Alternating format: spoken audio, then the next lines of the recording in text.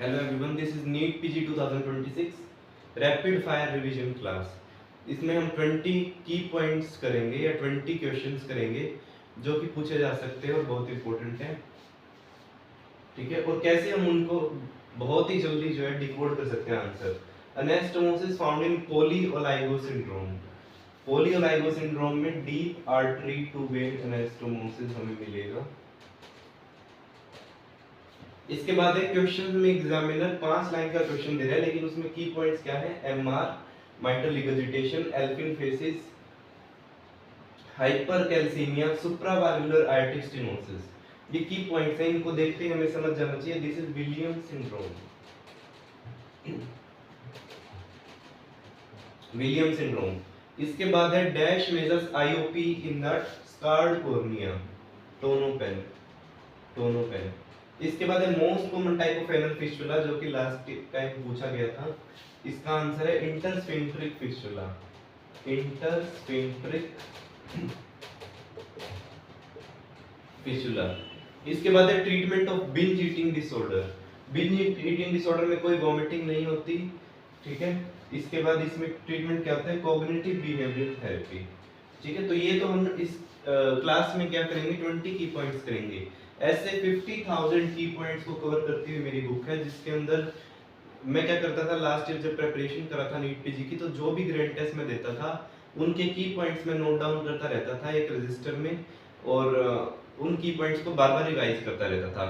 तो मेरे पहले 440 स्कोर रहता था जीटीज में, लेकिन जब मैंने कई सारे जीटीज रिव्यू किए, 115 जीटी रिव्यू किए, तो मेरा स्कोर चला गया 750 जीटीज में और फर्स्ट रैंक आया मैरोपी ग्रैंड टेस्ट में।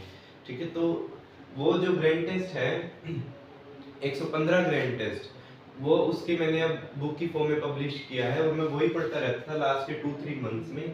और अराउंड 100 क्वेश्चंस जो हैं, 100 क्वेश्चंस मेरे पैकेज से डायरेक्टली थे नीट पीजी 2025 में, बिल्कुल लाइन टू लाइन 100 क्वेश्चंस बिल्कुल डायरेक्टली डिटो थे नीट पीजी 2025 में। ठीक है, तो ये this is a must read book for every NEET PG aspirant. तो ये 115 जीटी रिव्यू बुक का पैकेज है मेरा, that is a must read book. इसका बहुत ही जल्दी खत्म कर लेंगे और इससे आपका एकदम से बूस्ट होगा स्कोर। जिसने भी ये जीटी रिव्यू बुक पैकेज लिया मुझसे, उन्होंने सिर्फ 700-800 फ्लैश कार्ड ही पढ़े थे उसके, और उनका 100 प्लस चला गया जीटीज में स्कोर।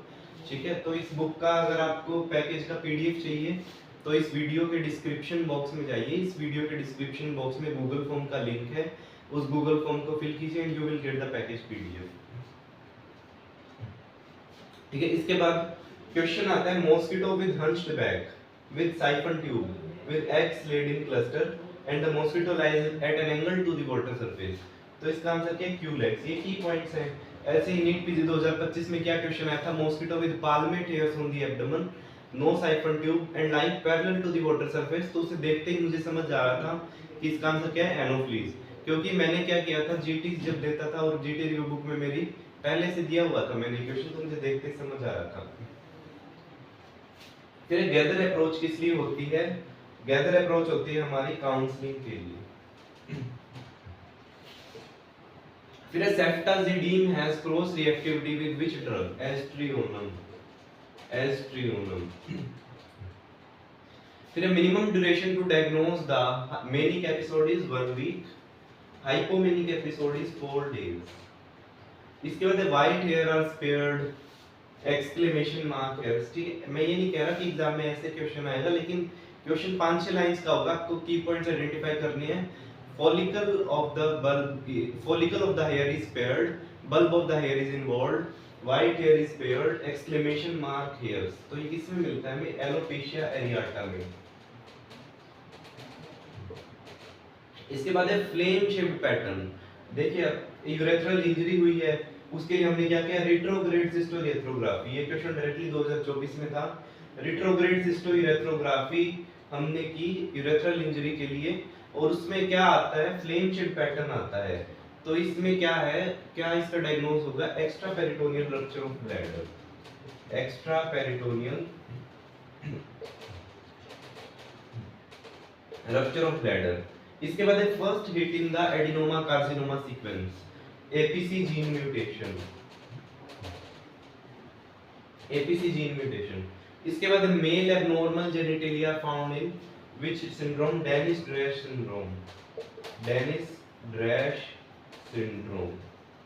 इसके बाद evisceration हो गया, सर्जिकल पेशेंट है, evisceration हो गया, पिंक सीरोसैंगुइनस डिस्चार्ज है, तो this is a burst abdomen case, burst abdomen. इसे देखते ही पिंक सीरोसैंगुइनस डिस्चार्ज एंड evisceration देखते ही आपको समझ आना चाहिए दिस इज बर्स्ट एब्डोमेन।